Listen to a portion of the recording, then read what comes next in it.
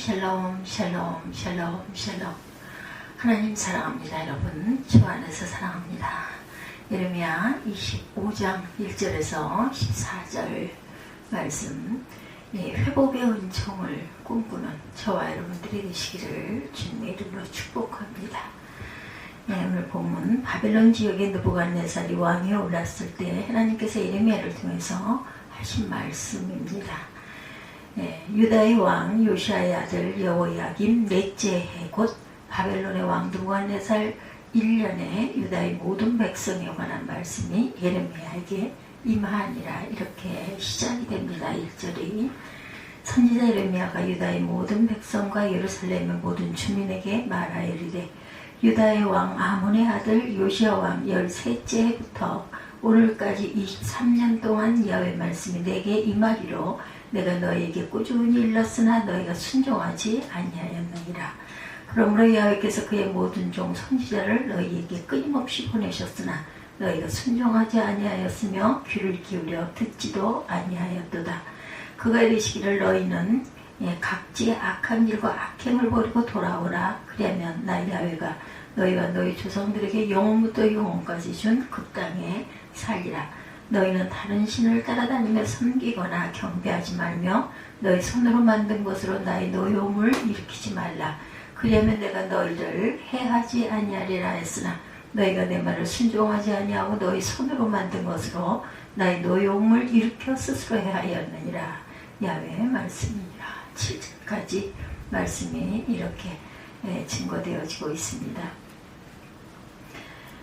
먼저 하나님께서 그때까지 23년 동안 예레미야를 통해서 계속해서 하신 말씀이죠. 전체가 1절부터 38절까지 내용인데 그 중에서 14절까지 분량을 가지고 함께 은혜를 나눕니다. 그래서 듣지 않고 오히려 우상 숭배에 젖어 있다고 말씀하시는 내용이 7절까지 제가 읽은 대로 이렇게 이어지고 있습니다.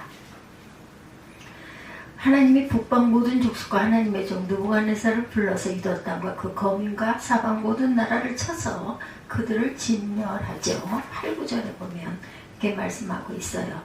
8절 9절 그러므로 만군의 여호와께서 여호와같이 말씀하시니라. 너희가 내 말을 듣지 아니하였느니라. 보라, 내가 북쪽 모든 종족과 내 종 바벨론의 왕 느부갓네살을 불러다가 이 땅과 그 주민과 사방 모든 나라를 쳐서 진멸하여 그들을 놀림과 비웃음거리가 되게 하며 땅으로 영원한 폐허가 되게 할 것이라. 야훼 말씀이니라.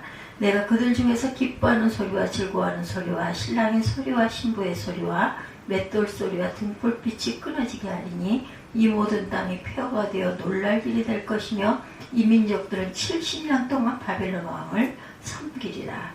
야훼의 말씀이니라. 70년이 끝나면 내가 바벨론의 왕과 그의 나라와 갈대아인의 땅을 그 죄악으로 말미암아 벌하여 영원히 폐허가 되게 하되 그 땅을 향하여 선언한 바 곧 예레미야가 모든 민족을 향하여 예언하고 이 책에 기록한 나의 모든 말을 그 땅에 임하게 하리라.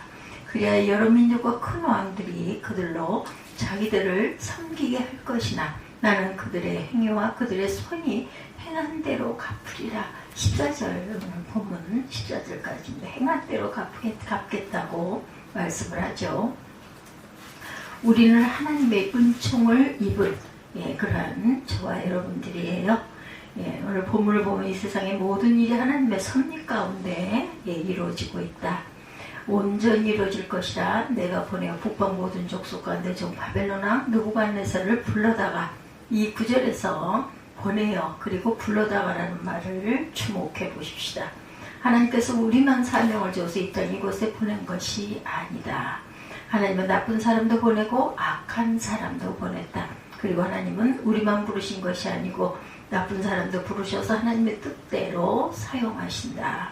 하나님의 바벨론을 무엇이라고 청해요? 내 종 바벨론 왕 느부갓네살이다. 이렇게 명명하고 있습니다.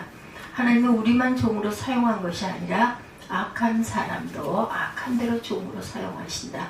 그런 사실을 보면 모든 것이 하나님의 손길 아래 있고 우리에게 가장 중요한 것은 하나님의 은총을 받은 일임을 알 수가 있습니다. 이 세상에서 가장 귀한 복이 무엇일까? 야훼 하나님의 은총을 믿는 것이 가장 귀한 복입니다. 어떤 고난에라도 하나님의 은혜만 있다면 견딜만하다. 처녀 마리아에게 천사 가브리엘이 나타나 뭐라고 말해요? 인간적으로 생각하면 기막힌 일인데 가브리엘은 은혜를 받은 자여 평안할지어다. 이 장면은 은혜의 중요성을 다시 한번 상기하게 하는 장면이죠. 그런데 하나님의 은총을 받기 위해서 가장 필요한 것, 각종 우상숭배를 버리고 하나님 앞에 돌아와 하나님을 경외하는 것입니다. 하나님을 경외하는 것은 이 땅에서 잘되고 형통한 지름길이라는 것입니다. 경외, 하나님을 높이고 하나님을 예배하는 일이죠. 삶으로 예배하는 일입니다. 그것을 바로 하나님을 경외하는 삶의 가장 소중한 그런 반증이고, 이것이 축복의 시작이고 축복의 원리고 축복의 길이다. 두 번째, 내일은 회복의 은총이 있을 것이라고 꿈과 비전을 가져야 한다고 말씀하시죠. 예레미야가 유다 백성들을 절망케 하기 위해서 멸망을 예언한 것이 아니고 정말 유다 백성들이 하나님 앞으로 돌아오기를 원했어요. 그래서 돌아오지 않는 백성들에게 멸망을 예언하지만 그는 동시에 70년 후에 하나님이 회복시킬 것이라는 꿈과 희망을 동시에 말씀합니다. 어떤 어려움이 있어도 우리는 하나님이 회복시켜 줄 거라는 꿈과 희망과 비전을 잃지 말아야 되겠다. 요셉처럼 큰 꿈을 품고 살아야 한다. 그러면 대범해지고 너그러워지고 불평을 하지 않게 된다. 때로 어려운 일이 있어도 좌절하거나 절망하지 않습니다. 미래의 꿈과 희망을 잃지 않으면 다음과 같은 몇 가지의 축복이 임하게 된다. 신념이 생겨요. 강한 자가 그런 그 강한 자기 암시가 생기게 됩니다. 암시엔 두 가지가 있어요. 타인 암시와 자기 암시, 이 두 가지가 있습니다. 타인 암시는 다른 사람으로부터 받은 칭찬과 격려, 옆에서 격려해주고 북돋아주고 칭찬해주는 거 굉장히 중요합니다. 타인으로부터 칭찬과 격려를 받으면 용기가 생기죠. 부모의 말 한마디가 자녀에게 대단히 중요한 의미를 지닙니다. 자기 암시는 자기 스스로 칭찬과 격려를 하는 것이죠. 이건 타인 암시보다 더욱 중요합니다. 남이 아무리 칭찬해도 자신감을 상실하면 안 되기 때문이죠. 두 번째, 용기가 생겨요. 미래에 대한 분명한 목표가 있는 사람은 용기가 생깁니다. 권력자의 아들을 보십시오. 자신감이 있어요. 배경이 있기 때문이죠. 가진 게 있기 때문에 부유한 집 아들은 자신감이 차서 생활합니다. 역시 배경이 있기 때문입니다. 미국 사람들은 비교적 자신감이 있어요. 나라가 배경이 되었기 때문이죠. 그러나 권력과 돈, 학력, 외모도 용기의 배경이 되긴 하지만 꿈과 희망처럼 사람에게 용기를 주는 소중한 든든한 배경은 없다는 것. 꿈과 희망 절대 잊어버리면 안 됩니다. 그런데 사람들이 가장 든든한 배경, 전지전능하신 야훼 하나님을 믿고 의지하는 그런 배경입니다. 모든 것을 가지신 하나님이시죠. 다윗에게도 부족한 점이 많았지만 골리앗 앞에 담대하게 설 수 있었던 것은 하나님이 나와 함께 하신다. 이런 믿음, 그렇죠. 하나님 안에서 꿈과 희망을 배경으로 삼았기에 이러한 용기가 생긴 것이죠. 작은 일에 연연하여 살지 않습니다. 요셉이 옥중에 갇혔을 때는 낙심한 모습이 보이지 않았죠. 미래의 꿈과 희망과 비전이 그를 지속적으로 사로잡았기 때문이다. 그런 사람과 오늘만 믿고 사는 사람과 비교가 되겠는가? 꿈과 희망이 없는 사람과 꿈과 희망이 있는 사람은 종류가 다르죠. 그래서 인내가 생깁니다. 꿈과 희망이 있는 사람을 기다릴 줄 압니다. 그리고 그 기다림 속에서 꿈과 희망은 열심히 노력함으로 이루어지죠. 큰 꿈과 희망이 쉽게 이루어지는 것은 아니에요. 오래오래 대기만성, 여러분들 아시죠? 어떤 뜻이나 목적이 어느 날 하루아침에 이루어지는 것이 아니고 쉽게 어떻게 하다가 만들어지는 것도 아니고 거기에 기다림과 숙성과 수고가 뒤따라야 한다.